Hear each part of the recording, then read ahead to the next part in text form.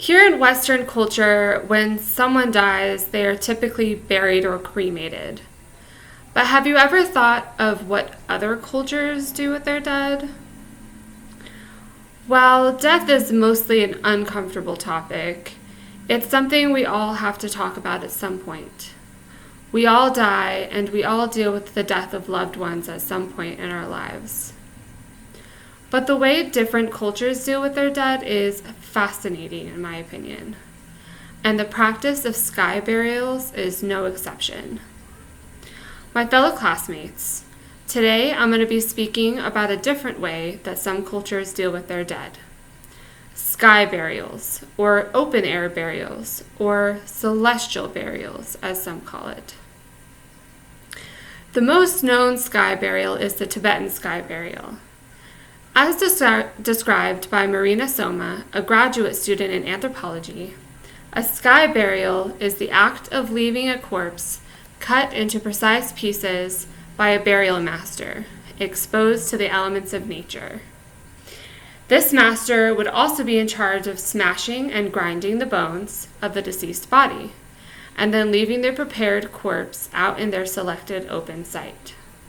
So in short, a sky burial isn't a burial at all, but an offering to the elements, and specifically to vultures that are believed to be sacred, who eat the remains, as is shown in this picture of vultures consuming the dead.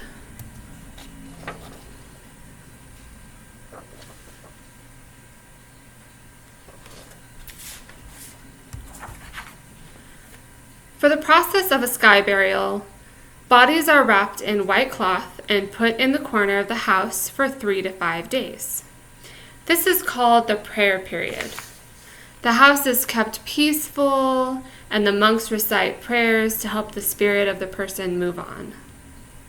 Then the body is taken to an elevated, windy site for the sky burial, such as shown in this picture of a burial site in Yerpa Valley, Tibet.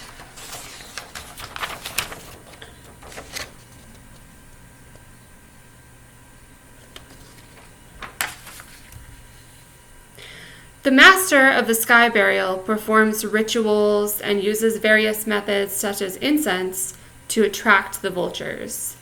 Then he proceeds to chop up the body and the vultures begin to eat.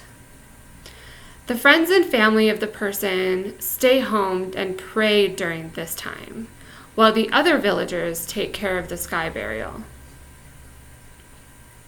According to Christine Murphy, a graduate student in religious studies at the University of California, Santa Barbara, open air burials may have begun out of geographic necessity.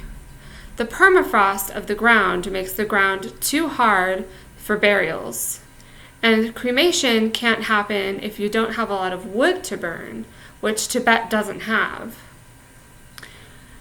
The Tibetan Buddhist belief of death lie in their beliefs of reincarnation and karma. They believe that the soul leaves the body at the moment of death, and they believe that death is not the end, only a transition to another life. Therefore, the body is only an empty vessel, which can then be used in a good way to aid the wildlife and the nature around them. While it might seem strange to us, Tibetan sky burials are the norm and the preferred method of disposing of the dead in Tibet still to this day. By leaving their dead out in the open to be consumed by vultures, the people of Tibet are living their beliefs and utilizing their environment in the best way possible. Thank you.